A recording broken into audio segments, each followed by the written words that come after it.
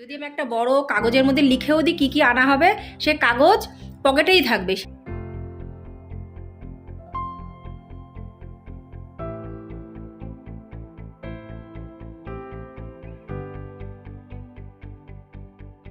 নমস্কার আমার প্রিয় ইউটিউব পরিবার, তোমরা সবাই কেমন আছো? আশা করছি তোমরা সবাই অনেক ভালো আছো, সুস্থ আছো। আমিও ভালো আছি। আমি সুপ্রিয়া, আমি তোমাদের সবাইকে আমন্ত্রণ জানাই নাসিকের ঘরকন্যা আরেকটি নতুন ব্লগে। যে প্রান্ত থেকে আমার ভিডিওটি, আমার ব্লগটি দেখছো, আশা করছি তোমরাও সবাই অনেক ভালো আছো।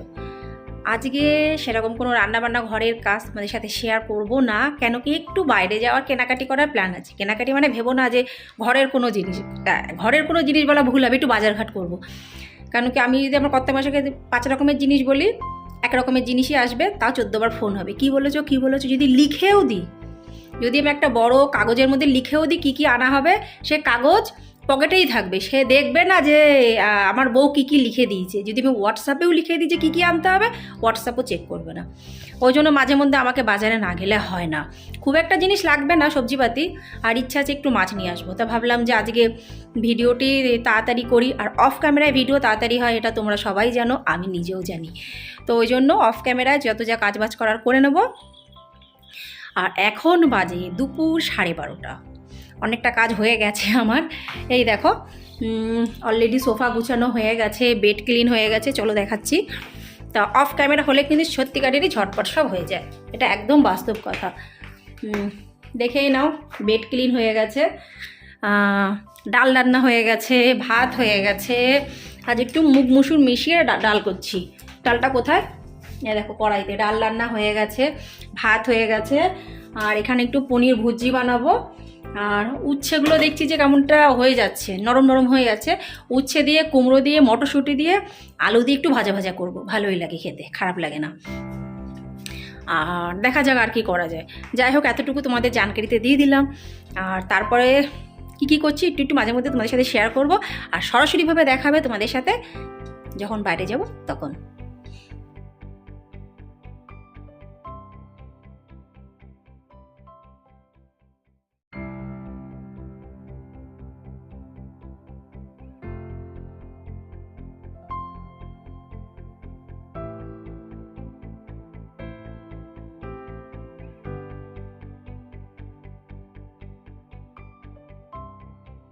আমার পনির ভুজি হয়ে মোটামুটি রেডি, আর একটু সময় লাগবে, 3-4 মিনিট।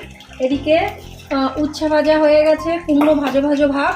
এরপরে উচ্ছে কুমড়োটা একসাথে আমি মিশিয়ে দেবো, বেশ ভালোই লাগে কিন্তু খেতে। তোমরা কে উচ্ছে আর কুমড়ো আর মটরশুঁটি একসাথে ভাজা খাও, অবশ্যই কিন্তু কমেন্টসে জানিও। আর এই পনির ভুজিটা খেতে কিন্তু দারুণ। আর এটা আমি জানতাম না এইভাবে রান্না করতে হয়, এটা আমি আমার বরের কাছ থেকে শিখেছি।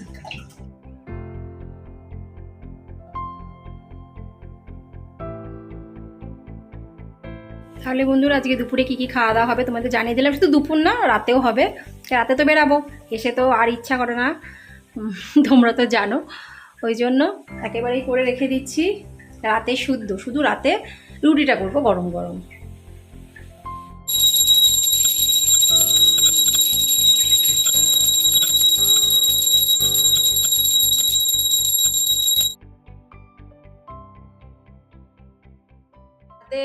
কাঁদে না কিছু হবে না। এখন চলছি একটু কান্নাকাটির পর্ব, দেখতেই পাচ্ছ তোমরা। দিদির সাথে মারামারিতে হেরে গেছে, ওই জন্য এখন একটু কান্নাকাটি চলছে। কিছুক্ষণ পরে ঠিকঠাক হয়ে যাবে আবার। এখন বিকালবেলা, অনেকগুলো কাজ নিয়ে বেরাচ্ছি। কতগুলো করতে পারবো আর কতগুলো করতে পারবো না জানি না, দেখি কতগুলো করতে পারি, সেটাই হলো মেন কথা।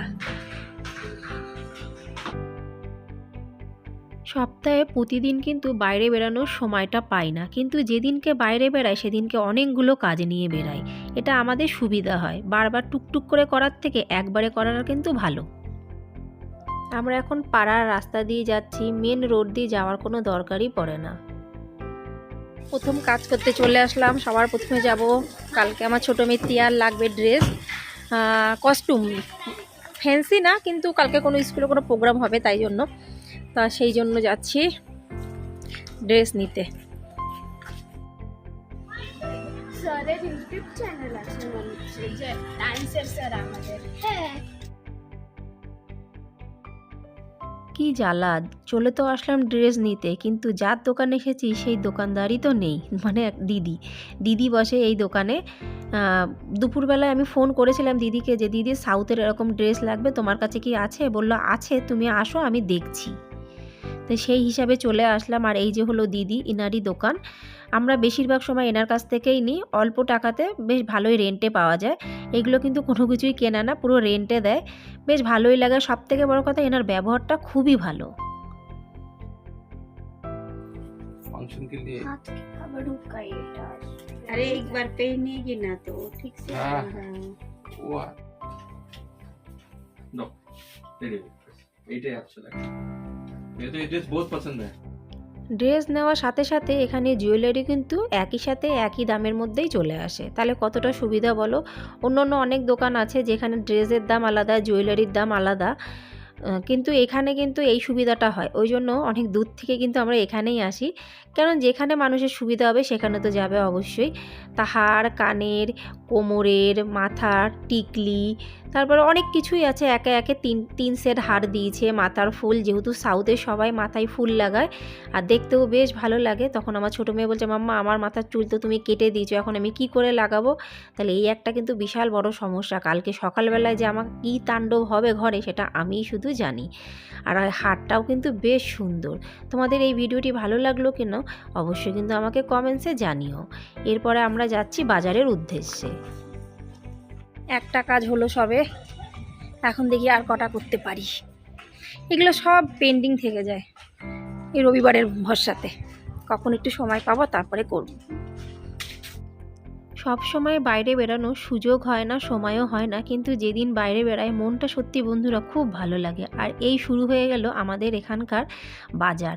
পুরো রাস্তা থেকে শুরু করে যে কত দূর পর্যন্ত হয়, কোন জায়গায় যে গাড়ি পার্কিং করব বুঝে পাচ্ছিলাম না। তাও কর্তামশাই খুঁজে খুঁজে এক জায়গায় গাড়ি পার্কিং করলো। এবার আমাদের শুরু হলো হাঁটা।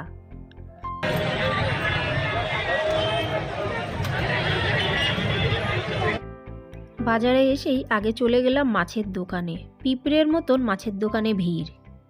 आज मिला ही नहीं, दो एक पीस था वो पहले गया। কর্তামশাই ওখানে মাছ দেখছে আর আমি এদিক ওদিক সবজি দেখছি আর ভাবছি কি সবজি নেব, কোনটা ঘরে নেই, যেটা ঘরে নেই সেটাই নেব, বেশি কিন্তু আর নেব না। তারপরে কর্তামশাই নিল এক আটি পালন 10 টাকা দিয়ে। তারপরে চলে আসলাম আমরা আলু নিতে, আলু ঘরে নেই। এরপরে আসলাম স্ট্রবেরি কিনতে। স্ট্রবেরির দোকানটাতে এসে মহা ঠকলাম, মানে জেনে বুঝে ঠকার মতন অবস্থা। যাই হোক, সেই গল্পটা তোমাদের বাড়িতে গিয়ে বলছি। এখানে 1 পাও স্ট্রবেরি 60 টাকা দিয়ে নিলাম। সবজি আর বেশি কিছু কিনলাম না, কেন কি মাছ কেনার উদ্দেশ্যে এসেছিলাম, মাছ কেনা হয়ে গেছে, পরে তোমাদের বলছি। তারপরে আসলাম আমরা এই মিষ্টির দোকানে। এখানে মিষ্টি থাকে কম, অন্যান্য খাবার দাবার থাকে বেশি। আর এটা পুরো নাসিকের একই প্যাটার্ন। এখানকার মানুষ না মিষ্টি কম খায়, ভাজা ভুজি, তেল জাতীয় জিনিস, বিভিন্ন ধরনের বিস্কুট এখানে খুব চলে। আর এখানে দেখো কি কি ধরনের ভাজা আছে, আমি এগুলোর কোনোটার নামই জানি না। আর একদম পুরো গরম গরম ভেজে এখানে ছেঁকে তুলে রেখেছে, দেখলেই কিন্তু খেতে ইচ্ছা করছে। যদিও এগুলো কিনবো না, কিনবো অন্য কিছু, কিন্তু তোমাদেরকে আমি এক ঝলক দেখিয়ে দিলাম। মাছ নেওয়ার পরে তারপর আসলাম মিষ্টির দোকানে, মিষ্টি খেতে না, জিলাপি নিতে। তা এখানে না মিষ্টি জিনিস কম পাওয়া যায় আর ভাজাভুজি জিনিস বেশি পাওয়া যায়। তোমাদের দেখালাম, দেখো এখানে কত ধরনের ভাজাভুজি আছে, আর এখানে এইসব জিনিস চলেও বেশি। এখন আমরা দাঁড়িয়ে আছি এই দোকানের একদম বাইরের পজিশনে, যেখানটাতে জিলাপি, দই বড়া, পেঁয়াজ, কী বলে ওটাকে, পেঁয়াজি, এই সমোসা এগুলো পাওয়া যায় সেখানটাতে। এখন ডিসিশন নেওয়া হচ্ছে কি খাওয়া হবে। দেখো দেখতেই পাচ্ছ কি বড় বড় সাইজের দই বড়া, জিলাপি, এটা মাওয়া জিলাপি, পেঁয়াজি, আর তারপর আছে পাওয়ের জিনিস। পাওয়ের এখানে বিভিন্ন ধরনের খাবারের জিনিস আছে, বড়া আছে, সমোসা আছে, মানে সিঙ্গারা, মানে অনেক ধরনের খাবার দাবার আছে। তেলের জিনিসটাই কিন্তু এখানে বেশি। আর লাস্টে একদম ধোকলা, ইডলিও আছে, ছোট ইডলি, মানে অনেক ধরনের ইডলি, পাস্তা, অনেক কিছুই কিন্তু আছে। ভিডিওটি দেখলে তোমরা জানতেও পেরে যাচ্ছ, আমি এত নামও জানি না। নেওয়া হলো 1 পাও মাওয়া জিলাপি। এটা কিন্তু নর্মাল না, বলে তো মাওয়া জিলাপি, জানি না, কিন্তু খেতে খারাপ লাগে না, অন্যান্য জিলাপির থেকে একটু আলাদা। আর এর 1 পাও দাম নিচে 60 টাকা। আমি কর্তামশাইকে বলছিলাম আমাকে হাটের থেকে 10 থেকে 20 টাকার একটু জিলাপি কিনে এনে দাও, বলে না হাটের জিলাপি খেতে হবে না। কিন্তু বন্ধুরা সত্যি কথা বলছি, আমার হাটের জিলাপি খেতে দারুণ লাগে, বেশ করকরে করে লাল লাল করে ভাজে, তার টেস্টই কিন্তু আলাদা। যাই হোক, দোকানের জিলাপি কপালে ছিল, দোকানের জিলাপি খেলাম 1 পিস। আর তারপরে নেওয়া হয়েছে এই যে এই একটা টোস্ট, মানে রোল টাইপের, এর মধ্যে পনির আর মটরশুঁটি আলু বিভিন্ন কিছু দিয়ে এই রোলটা বানানো। তারপরে চলো তোমাদের নিয়ে যাই আমি এখানকার জুসের দোকানে। এখানে কিন্তু শুধু মিষ্টির দোকান থাকে না, তার আশেপাশে অনেকগুলো দোকান একসাথেই বসে। এটা হলো জুসের দোকান। নাসিকে কিন্তু জুস প্রচুর চলে, কলার জুস, সবেদার জুস, বিভিন্ন ধরনের ফলের জুস এখানে চলে। এখন আপাতত এখানে সবেদার জুস বানিয়ে দেওয়া হচ্ছে, মানে সিজন অনুযায়ী বেশি চলে। আমার জুস কিন্তু একদমই খেতে ভালো লাগে না, যখন দাঁত আছে তখন জুস কি করতে খাবো। কেনাকাটা খাওয়া দাওয়ার পর্ব শেষ, এখন যাচ্ছি আমরা বাড়ির দিকে। খাওয়া পুরো কমপ্লিট হয়নি, ওই জন্য নিয়ে এসে গাড়িতে বসে খাচ্ছে। বাজারের থেকে চলে আসলাম বাড়িতে। যে কটা কাজ নিয়ে গেছিলাম তার মধ্যে একটা কাজ হয়নি, সেটা হলো আটা ভাঙানো। এখন আটা ভাঙাতে গেলে বিশাল টাইম লেগে যাবে, তো ওই জন্য আটা ভাঙানোটা ক্যান্সেল করে দিলাম। আর এখানকার যে নাসিকে এই যে স্ট্রবেরি, এখানে সাবুতারা বলে একটা জায়গা আছে, আমরা 1 বছর গেছি, আমরা মানে তখন আমার ছোটো মেয়ে 1 বছরও বয়স হয়নি, সেই সময় গেছিলাম সাপুতারায় ঘুরতে। সেখানে স্ট্রবেরির পুরো খেতি, মানে যদি কোনো সময় সুযোগ সুবিধা হয় তোমাদের দেখাবো। তোমাদের সঙ্গে একটা খুব সুন্দর কথা শেয়ার করতে চাই। এখানে দেখো কি সুন্দর সুন্দর স্ট্রবেরি দেখতে পাচ্ছ। স্ট্রবেরিগুলো বাজার থেকে নিয়ে এসেছি, কিন্তু যেখানে স্ট্রবেরি কিনলাম, ভিডিওটা দেখলে তোমরা বুঝতে পারবে, স্ট্রবেরির দোকানে না সামনের দিকে এই বড় বড় স্ট্রবেরিগুলো রেখেছিল, আর একদম মানে সামনের একটু পেছনের দিকে রেখেছে এই কাঁচা কাঁচা স্ট্রবেরি, ছোট ছোট স্ট্রবেরি। আমি যখনই হাত দিয়ে নিতে গেলাম বললো হবে না। দেখো এগুলো কিন্তু সাইজে অনেকটা ছোট, এটা তো একদমই কাঁচা, এটাও কাঁচা, মানে এইগুলো আছে তারা, মানে সেই দোকানদার দাদা কিন্তু এইগুলো দিচ্ছে, কিন্তু কাস্টমার ধরার জন্য এই যে এরকম স্ট্রবেরি কতগুলো দিয়ে কিন্তু সামনের দিকে সাজিয়ে রেখে দিয়েছে, দেখতেই পাচ্ছ।